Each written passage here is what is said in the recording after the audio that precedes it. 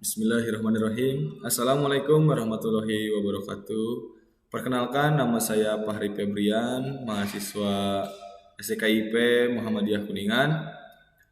Saya mengambil jurusan Prodi PJKR dan NIM saya 19223079. Saya di sini ingin memenuhi tugas magang lanjutan, yaitu tugas tentang pemberian materi pembelajaran melalui video.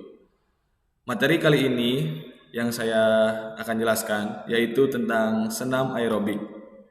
Yang saya akan jelaskan pertama yaitu tentang sejarah senam aerobik. Senam aerobik ini berasal dari negara Amerika Serikat yang muncul sekitar tahun 1970-an. Dan senam ini baru masuk ke negara Indonesia setelah 10 tahun kemudian, yang pada saat itu memasuki tahun 1980-an. Pada mulanya, senam ini lebih dikenal oleh masyarakat Indonesia sebagai kegiatan kebugaran dan rekreasi. Dan seiring bertambahnya waktu, senam ini mulai muncul dalam sebuah event atau acara yang pada itu merupakan pertandingan individu putra atau putri yang diselenggarakan secara nasional ataupun internasional. Pada waktu itu, senam aerobik ini masih bernama pita aerobik.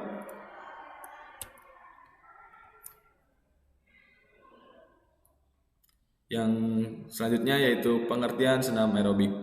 Senam aerobik adalah serangkaian gerak yang dipadukan dengan irama musik yang telah dipilih dengan durasi tertentu.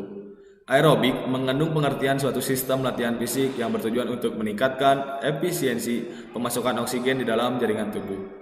Pemasukan oksigen ini ditentukan oleh kapasitas maksimal paru-paru yang saat menghirup udara. Latihan aerobik yang dilakukan secara teratur dengan takaran yang cukup akan memperbaiki kerja jantung dan paru-paru.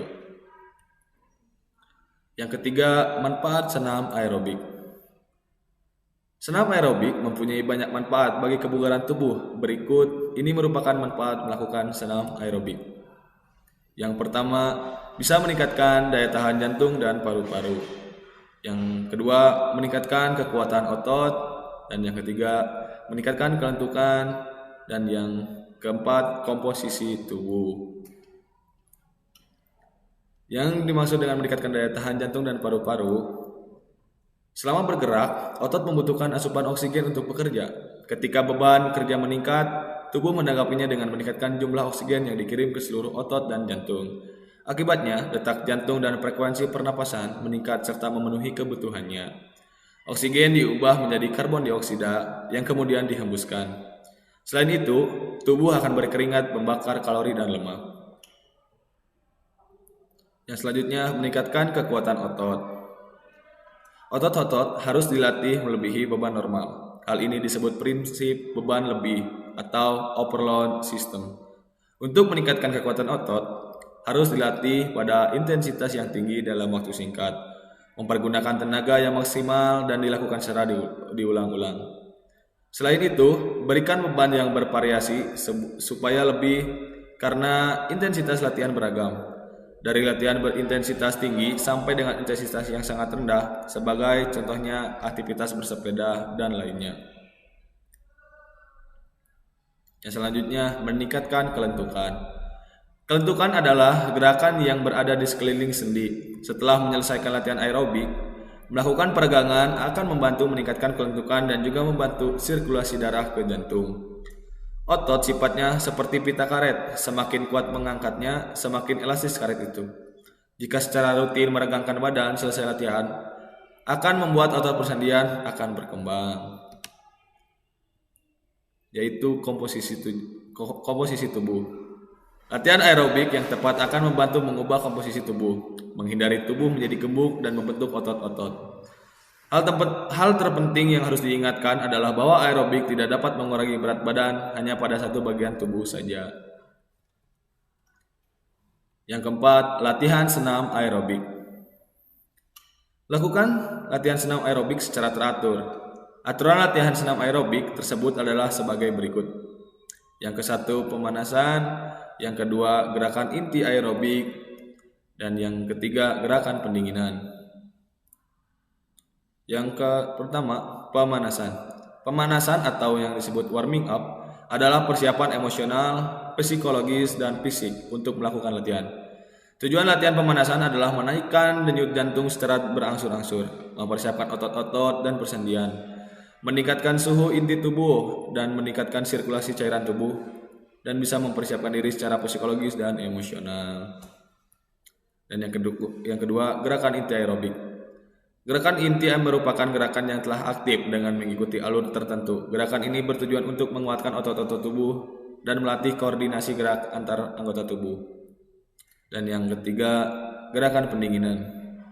Gerakan pendinginan bertujuan untuk mengembalikan frekuensi denyut jantung supaya kembali mendekati normal. Pelaksanaan gerakan dilakukan secara bertahap dari intensitas tinggi ke intensitas yang rendah. Dalam melakukan senam aerobik, selalu diiringi musik. Irama musik dalam aerobik berfungsi sebagai panduan gerak, pemberi motivasi dan semangat peserta yang melakukan senam aerobik. Oleh karena itu, pilihlah irama musik yang aerobik yang menyenangkan, penuh energi dan mempunyai warna yang menggerakkan. Musik yang dipilih biasanya mempunyai 4 ketukan per irama dengan irama yang tetap. Yang kelima, macam-macam senam aerobik. Yang pertama, low impact aerobik, yaitu senam aerobik gerakan ringan. Yang kedua, high impact aerobik, yaitu senam aerobik gerakan keras. Dan yang ketiga, disco aerobik, yaitu kombinasi antara gerakan ringan dan keras. Dan empat, rock aerobik, yaitu kombinasi antara gerak ringan dan gerak keras. Yang kelima, aerobik sport, yaitu kombinasi antara gerakan aerobik keras dan ringan. Dan yang keenam, aerobic dance, yaitu senam aerobik yang dilakukan dengan kombinasi yang indah.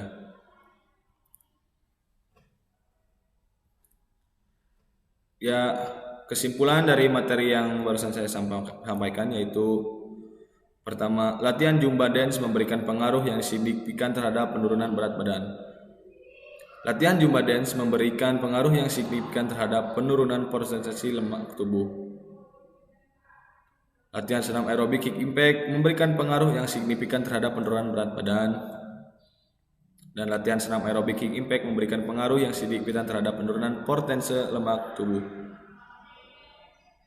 Latihan Zumba dance dengan aerobik kick impact tidak memberikan pengaruh yang signifikan terhadap penurunan berat badan.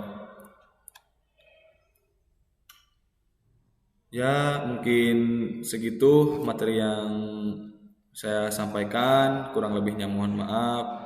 Wabillahi taufiq wal hidayah. Wassalamualaikum warahmatullahi wabarakatuh.